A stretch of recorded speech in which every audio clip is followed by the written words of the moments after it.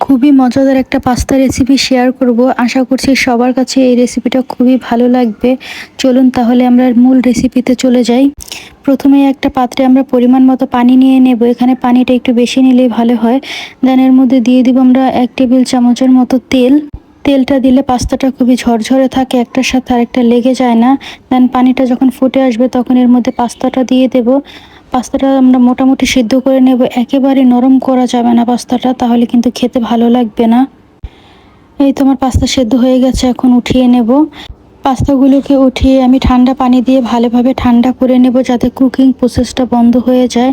দেন এর পর্যায়ে আমরা একটা বাটিতে আমরা কিছু সস নিয়ে নেব। এখানে আমি দিয়েছি tomato sauce, oyster sauce, black pepper sauce, লাল মরিচ সস। এই সসগুলো দিয়ে আমরা যে প্যাকেটের একটা মশলা থাকে পাস্তার মধ্যে, ওই মশলাটা আমরা এখানে পুরোটা দিয়ে দেব।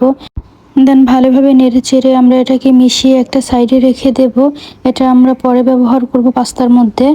এখন আরেকটা প্যানে আমরা পরিমাণ মতো এখানে ঘি নিয়ে নেব। আপনারা চাইলে বাটারও নিতে পারেন, কিন্তু এই রান্নাটা অবশ্যই ঘি বা বাটার দিয়ে করবেন, তাহলে বেশি মজা লাগে। দিয়ে দেব কিছুটা পরিমাণে রসুন কুচি। রসুনটা যখন ব্রাউন হয়ে যাবে তখন এই পর্যায়ে আমরা দিয়ে দেব চিকেনটাকে আমরা ভালোভাবে নেড়েচেড়ে ভেজে নেব। চিকেনটা যখন ভালোভাবে ভাজা হয়ে যাবে দেন এর মধ্যে দিয়ে দেব আমি কিছুটা পরিমাণে গাজর কুচি আর দিয়ে দেব সবুজ ক্যাপসিকাম। এগুলোকে আমরা একটু সময়ের জন্য ভেজে নেব। এখন আমি দিয়ে দেব কিছুটা পরিমাণে সসেসটা দিয়েও আমরা ভালোভাবে নেড়েচেড়ে একটু ভেজে নেব। দেন এই পর্যায়ে আমরা দিয়ে দেব একটু লবণ, কিছুটা পরিমাণে বিট লবণ। যেহেতু সসের মধ্যে লবণ থাকে তাই লবণটা একটু বুঝে ব্যবহার করতে হবে। এই পর্যায়ে আমি দিয়েছিলাম কিছুটা ব্ল্যাক পেপার।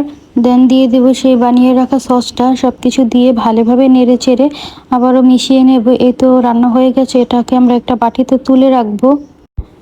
আমরা আরেকটা প্যানে আবারও দিয়ে দেব কিছুটা পরিমাণে ঘি। দেন এর মধ্যে দিয়ে দেব আটা। এখানে আমি 2 টেবিল চামচ আটা ব্যবহার করেছি।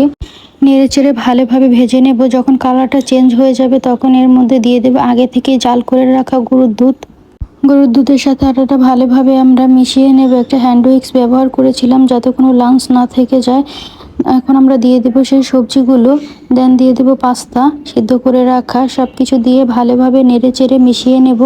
এই পর্যায়ে আমি কিছুটা কাঁচামরিচ দিয়েছি এবং দিয়েছিলাম কিছুটা পরিমাণে ব্ল্যাক পেপার। এই তো কমপ্লিট আমাদের পাস্তা রান্না। আপনারা চাইলে এভাবেও খেতে পারেন, এভাবে খেতেও খুব মজা লাগে। আমি এটাকে একটু ওভেনে বেক করব, তাই একটা পাত্রে উঠিয়ে নিচ্ছিলাম। দিয়ে দেব চিজ। এখানে আমি স্লাইস চিজটা ব্যবহার করেছিলাম, আপনারা চাইলে মজরেলা চিজটাও ব্যবহার করতে পারেন। চিজ দিয়ে আমি এটাকে বেক করেছিলাম 180 ডিগ্রি সেলসিয়াসে 25 মিনিটের মতো। 25 মিনিট বেক করেই হয়ে যাবে। আপনারা চাইলে 20 মিনিট করতেও পারেন, 20-25 মিনিট করলেই হয়। দেন এই তো ফাইনাল লুক আমার পাস্তার। দেখেই বোঝা যাচ্ছে এটা খেতে কতটা মজা হয়েছে। অবশ্যই আপনারা বাসায় একবার ট্রাই করবেন, ট্রাই করে বলবেন খেতে কেমন হয়েছে। এই ছিল আমার আজকের রেসিপি। ধন্যবাদ সবাইকে, ভালো থাকবেন। আসসালামু আলাইকুম।